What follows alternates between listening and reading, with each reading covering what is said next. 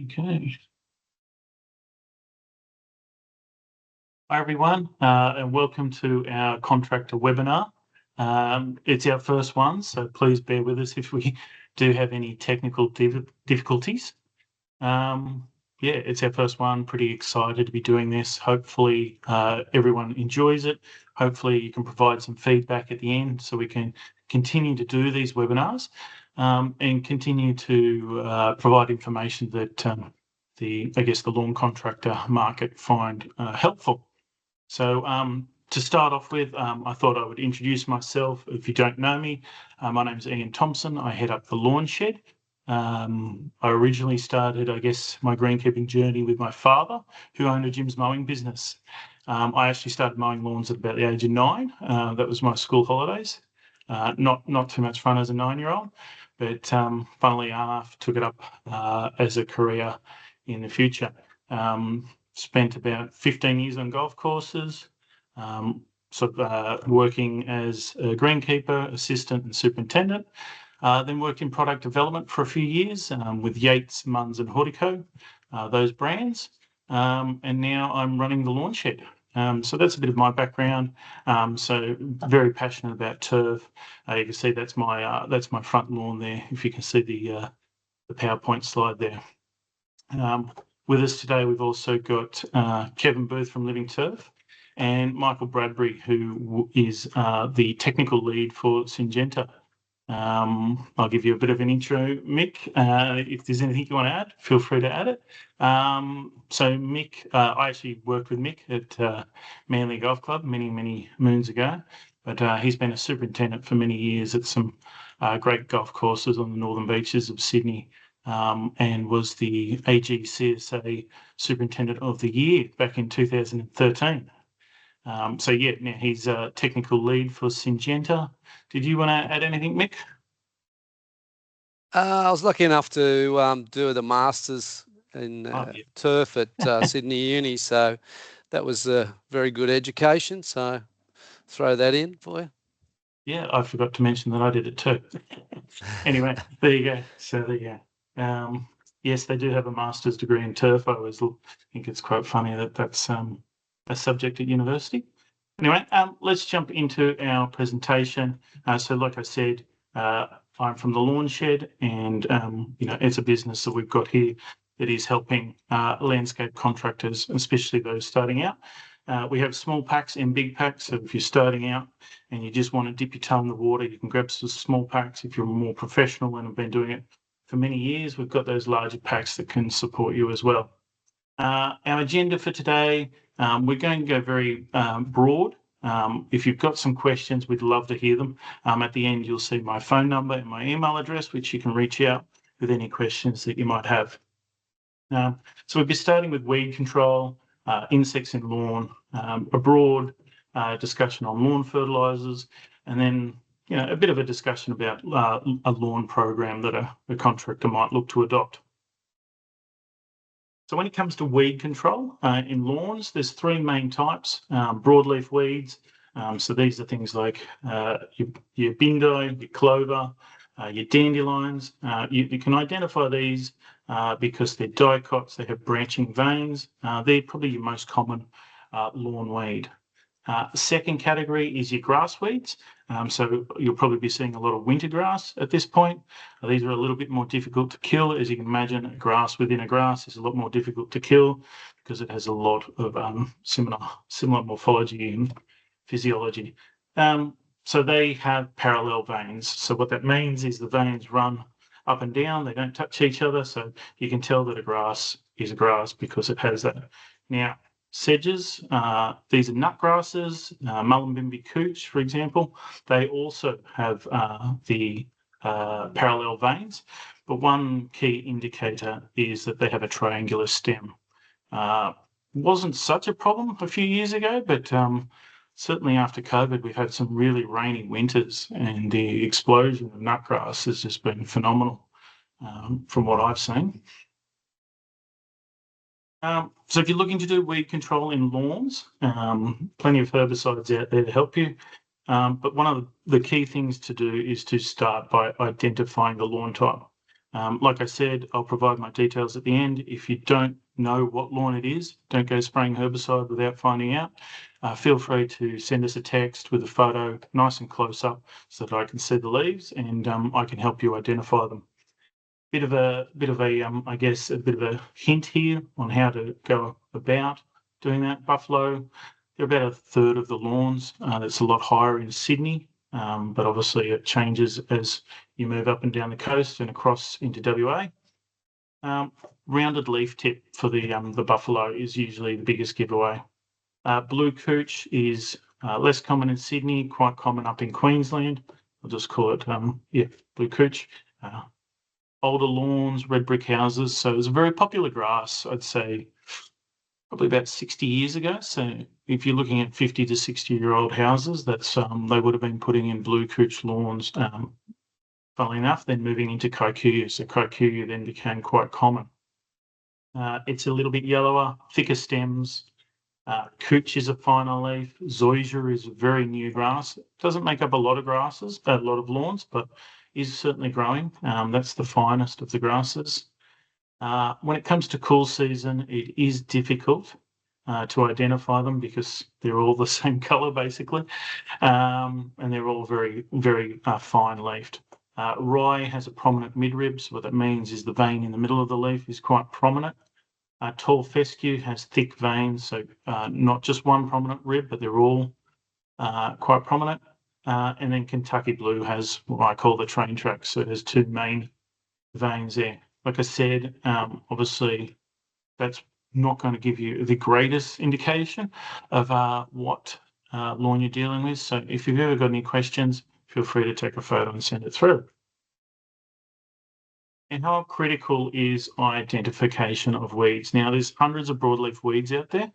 Obviously, they vary by state, vary by temperature, whether there's water there, soils and things like that. So there's hundreds and hundreds of them, probably thousands really, to be honest.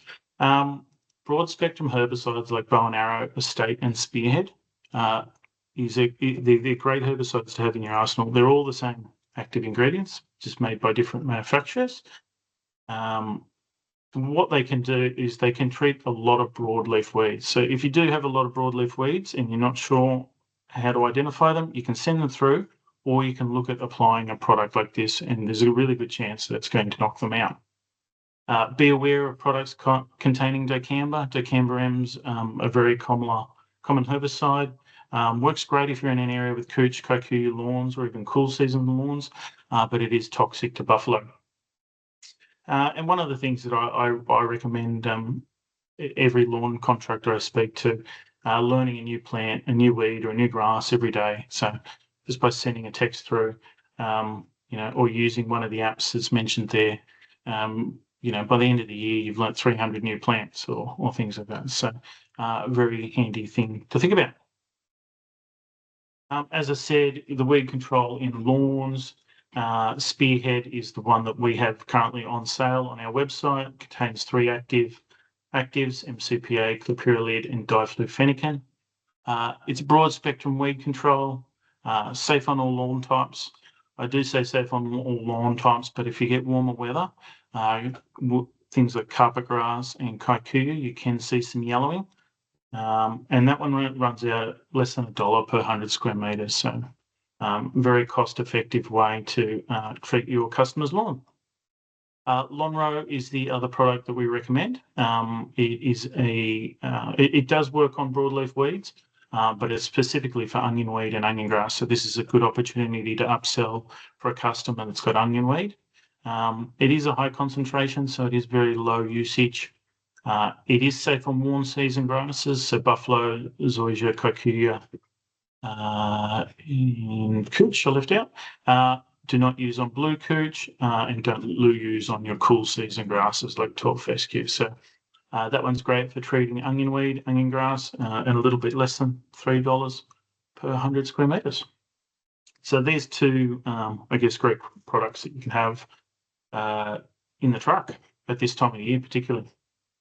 Just to sort of, recap on weed control in lawns.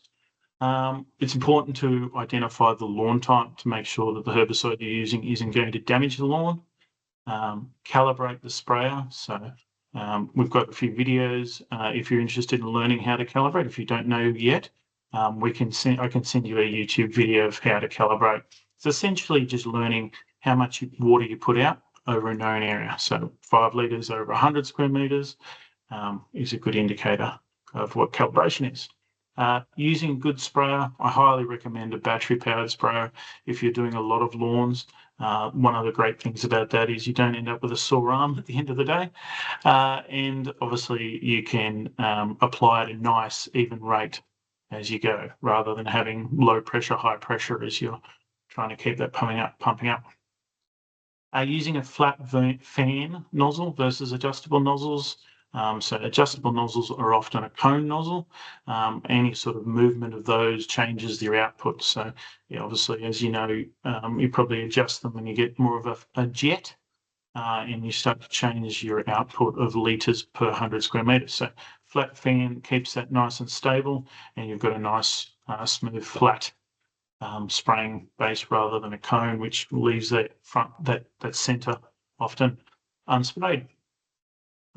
Read and understand the label for directions. If you do purchase a product and you don't understand the label directions, again, reach out. That's what we're here for. We have a help desk that can help you with all those questions. Using a surfactant is highly recommended. You get better results on smaller weeds. So surfactant is a short way of saying surface active agent. And what that does is just basically helps the weed stick, the herbicide stick to the leaf and it be absorbed into the plant. So highly recommend those. It obviously minimises your callback and you need to reapply. Dishwashing liquid is something that is often, I guess, talked about. Can you use it? Yes, you can. Should you use it? Maybe not. The reason is dishwashing liquid contains a high concentration of surfactant. So yes, we're in the same sort of boat. However, as you can imagine, dishwashing liquids has colorants, fragrances, and things like that. They're not always suitable for the herbicide that you're using, and you may have some issues there with stability of the herbicide. So it does really come down to whether it works or not, whereas the surfactants are specific that we sell on our website are specifically designed for use with herbicides, so there's no issues there.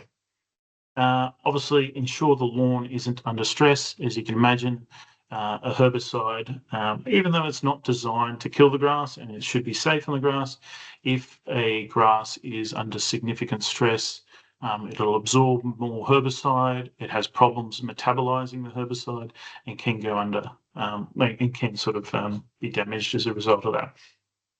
And the last one, shake the product. You'll see a lot of products will have shake the product. Particularly, I say this with product like Spearhead. What happens is one of the active ingredients, I think it's diflufenican, settles down to the bottom, and it needs a good shake. Otherwise, what you'll find is you'll get poor results at the top of the bottle, and you might end up with damaged lawn at the bottom of the bottle. So once you shake it, it does all come back together. So there's no issues with the product there. Just be sure to do that. So yeah, that's weed control. Obviously, it's just a broad coverage. If you guys have any questions, please feel free to send them through, and that goes with all the presentation we're doing today. I'll just hand over to Mick if you'd like to take us through the insect control. No worries. Thanks, Ian. That was good. So yeah, insects in lawns. General groupings here are your Coleoptera, which is your beetles, basically. They start out as eggs, metamorphose into larvae, and then the beetles finally adults. Examples are billbug and your African black beetle, which is probably our most common turf pest, and damaging in the larval stage, not in the adult. The Lepidoptera, or your caterpillars, they metamorphose into butterflies or moths. They start off as eggs as well, and then they change into the larvae, which is once again is you're damaging part of the life cycle before they move back into their moths and butterflies. Things like armyworm and sod webworm. Armyworm being probably the most common for home lawns, and damaging in the larval stage. Then you got the orthopteros, the crickets. Not as many as around, but once again, they start as the eggs, move into nymphs and adults.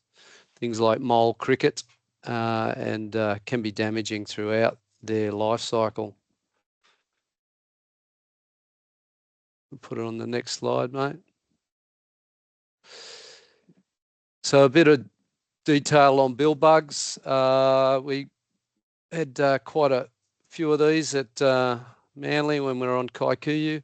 So they love Kaikuyu, but they will attack other species of grass. They probably damage a little bit earlier than African black beetles. So for people applying things like a acelepryn, I'd normally say you'd need to get out a little bit earlier to cover your bill bug larvae. So yeah, damage usually seen October, November. You'll see like dead patches that you can sort of go to pick at, and they'll just pull out because they've just severed it off below on the stems. Can often look like black beetle damage. They're smaller larvae, probably about 5 mils long, something like that, but can do a lot of damage when they're in concentrated areas. Next slide, mate. Okay. African black beetle, like I mentioned, probably the most common one from my travels around the country. This is the most widespread of the insect pests in turf around Australia. Damage usually seen, November, December, going into Christmas. The adults lay their eggs around sort of August, September for this Sydney region, around September, and then the eggs hatch into the early instar. So they go through three instars of the larvae that gradually get bigger with each instar, and then they get very damaging in that late instar, which is around November, December. So for applying products like a acelepryn, you really need them in the ground prior to October. Say September is a good time for them. You want them in the ground prior to those early instars, feeding on the roots and moving around in the soil. Yeah, that's about it for them.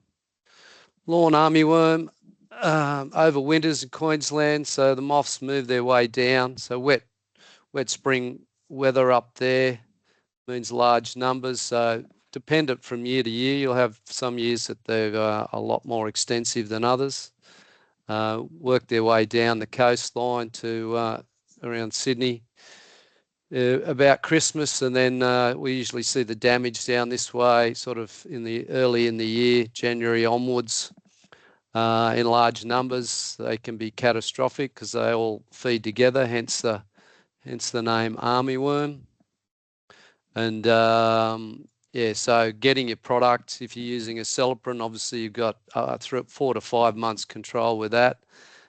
Getting it in the ground just prior to Christmas, sort of December, is a good timing for that product. And it goes into the soil. Small amount of it releases and is taken up by the plant over those next 4 to 5 months, and it only really takes a very small amount of the active ingredient for the caterpillars to consume and die off. So it's very effective on caterpillars at very low rates. So just summing up, insects in lawns. So treat early September. That does vary a little bit on timing, depending on if you're in Queensland or north. It would be a bit earlier, or possibly a little bit later, early October for Victoria, South Australia. Acelepryn certainly gives you up to 6 months for your scarab larvae or your beetle larvae, like black beetle and billbug, and then up to 4 or 5 months for your caterpillars. So if you go in September, you'll cover your black beetles, etc. you'll get some control of your lawn armyworm up till sort of around about end of February. But if you're just only concerned about lawn armyworm, you'd probably leave your application to later in the year, say November, December, just to cover the armyworm. So non-scheduled, so free from poison scheduling, so no re-entry periods, no PPE required. So, you know, it's a great insecticide option to have for especially in home lawns. So it's a synthetic product based on the rhyodine, which is a naturally occurring substance in a bark of the Riona genus of trees. So the granules works out to $24.91 per 100 square metres. Liquid's far cheaper at the $10.34 per 100 square metres. So definitely cheaper to use the liquid if you're happy with your calibrating and uniform spraying of the product. Oh, all right. Thanks, Mick. Yeah, Celiprin's a fantastic product, which we've had a few years now, becoming a very popular product in the home lawn sector for sure. So yeah, I guess the next one we were going to talk about is nutrition. Again, it's quite a brief overview.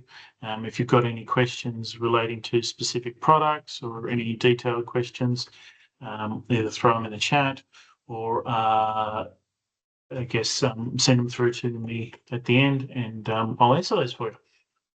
So there's 17 essential elements for turf. The three that need to be applied regular are nitrogen, phosphorus, and potassium. Nitrogen is there for obviously leaf and shoot growth. Phosphorus helps drive your root development, and potassium basically builds up the strength of the plant, so it makes it a lot more tolerant to stresses. Iron is another one that we sort of add in there, particularly for homeowners and contractors, because the homeowners are often chasing the greenest lawn in the street. So obviously bringing up that iron content, which is driving chlorophyll production, can bring up that colour.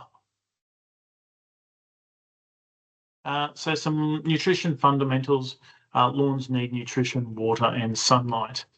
Obviously, not getting a lot of sunlight at the moment, plenty of water for a lot of the East Coast for sure. Been a very long and wet winter. I'm sure everyone's looking forward to some warmer days in August. Sort of commenting earlier with Mick how cold August it's already been. Normally we get a couple of days in the 30s, but no such luck so far. Anyway, so some soils hold nutrition poorly, others hold it really well. So something like an organic soil will hold nutrition really well. Something that's really sandy, the nutrition just drains through. So these are things that you sort of need to take into account when you talk about frequency of application.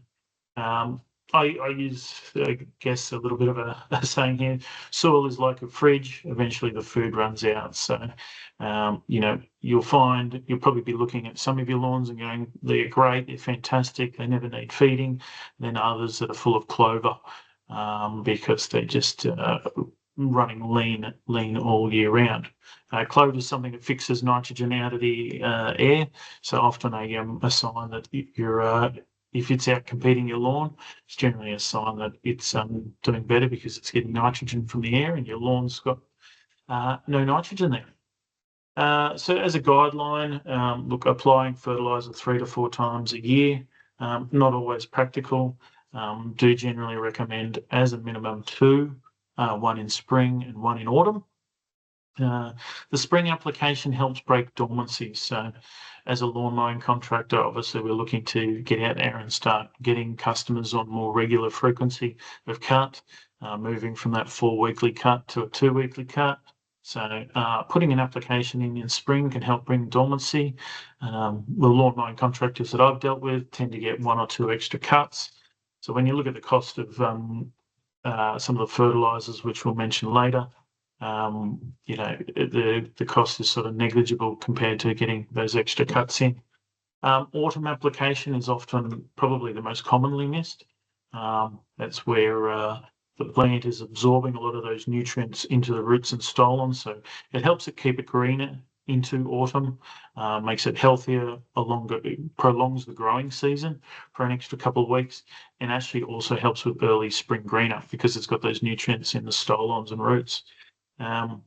Granulars have more nutrition than liquids, basically because you're putting out 2 kilos versus 2 to 500 mils. So when you're putting out a lot more, you end up with a lot more nutrition. So you're going to get more bang for your buck from granulars. That doesn't mean liquids don't have their place. When it comes to choosing a fertilizer, obviously there are lots of options out there. I won't go into too much detail here, but if you have any questions about controlled release and things like that, more than happy to answer any emails that you might want to send through, or give us a call if you want to have a chat through it. But obviously, you can see here with a quick release fertilizer, you get peaks and troughs. So you get a lot of leaf growth, which is great. Unfortunately, that ends in scalping and disease and things like that. And then you get the low as well once the lawn has run out of nutrition. Controlled release nitrogen, obviously, you're not getting quite as big a peak, so the troughs aren't as low. You get a nice consistent growth. One of the most common things I see is when a lawn is unhealthy, someone thinks I'll put heaps of nutrition on. But the reality of it is if the plant's unhealthy, it doesn't have the ability to take up that nutrition as well as it should. So actually spoon feeding it and slowly getting the nutrition out there with more regular applications with a controlled release fertilizer is actually a far better option. Again, as I said, I won't go into too much detail about specific fertilizers. We've got a couple that are the most popular amongst our trade contractors. MP Spectrum, so it's a 300 SGN. What that means is it's a 3 mil prill. Does require watering in. At the 2 kilo per 100 metre rate, it's $5.50 per 100 square metres. So you can imagine a lawn of 300 square metres, you're looking at $16.50 to apply that product. So definitely some profit margin in there for everyone. Cooch Master, it's a 200 SGN. Just because it says Cooch Master doesn't mean it's just for Cooch.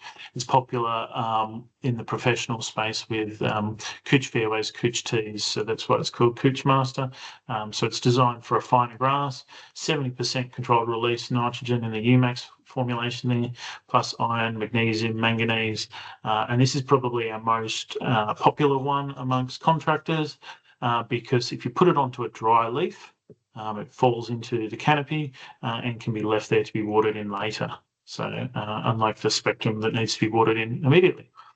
Brilliance is a liquid. We've got, it should say Enhance. Oh no, sorry, that is Brilliance. The stabilised nitrogen, rapid greening, $3.50 per 100 square metres for 500 mils. But I'll leave that one. Some tips on lawn fertilisers just to finish. A granular is taken up by the roots, liquid by the foliage. So one of the common mistakes with granular is not giving enough water. As you can imagine, those nutrients come up and are drawn up in water. So good watering in and keeping the soil moist after granular applications will really boost that uptake. Liquid is taken in by the foliage, so no watering in, obviously. Fertilizer uptake will be slow if the plant is healthy. So that's what I was saying earlier. So a big, heavy dose of fertilizer isn't always the way if it's a really unhealthy lawn. Controlled release fertilizers has many advantages over the upfront fertilizers, which I sort of showed with the peaks and troughs. Minimum of twice per year, ideally 4. So looking at every 8 to 10 weeks would be the ideal application, but really if you can get the spring and autumns, you'll be ahead of the curve there. You can apply it straight after mowing if you want to. Water is a crucial part of fertilizing, as I mentioned, and always apply to granular fertilizer or in a liquid fertilizer to a dry leaf. With the granulars, if they go onto a heavy dew or with a bit of rain around, they can start to break down. So once that process starts, they need to be fully watered in if you do have to do that. When it comes to lawn care programs, I deal with a lot of contractors, and it really does depend on your business model and how many applications you want to do. I've built a lot of programs with just single applications, 4 times a year, 6 times a year. We've got some fantastic spreadsheets that I'm more than happy to share with you if you want to get in contact with me. But here's a quick brief overview. This time of year, you should be looking to do broadleaf and other weed treatment before these weeds start to seed. In September, look to use a pre-emergent like Barricade, insecticide like Acelepryn. Those two products can be mixed together in one tank if you want to do a tank application. Granular fertilizer, wetting agent if you've got a sandy soil or a soil that's hydrophobic. December, again, with a granular fertilizer, obviously you really want that one to be slow release, but given the time of year and the growth potential of a lot of warm season grasses during that period. And March, again, with the pre-emergent, that time for winter grass, granular fertilizer and a wetting agent. While we're sort of talking about programs and, obviously you need to work out what works for your business and how frequently you apply. Here's an example of one that I've been working with a customer recently. They're currently on 4 weekly mows with their customer. Obviously colder weather, lots of rain is making it hard for them to get out there and mow regularly. And obviously the grass just isn't taking off. So what they're doing is they're trying to put in a 2-week cycle where they're doing an application rather than a mow. So they've done a cut. 2 weeks later, they've come in for a broadleaf weed treatment. 2 weeks later, they're coming in for a cut. 2 weeks later, they're coming in for the insecticide pre-emergent, cut, granular. And then by then, we'll be well into September, and hopefully the growth will be there, and they'll be back onto their normal 2-week cycle. So it's kind of like preconditioning your customer to be back on that 2-week cycle. So as well as getting that upsell, protecting your investment by having that insecticide, the pre-emergent on there, granular fertilizer, creating a much better looking lawn for your customer, and hopefully increasing your business with customers nearby. So thanks everyone for those that came here. Obviously we'll send the recording through to everyone. If you do have any questions, please don't hesitate to reach out.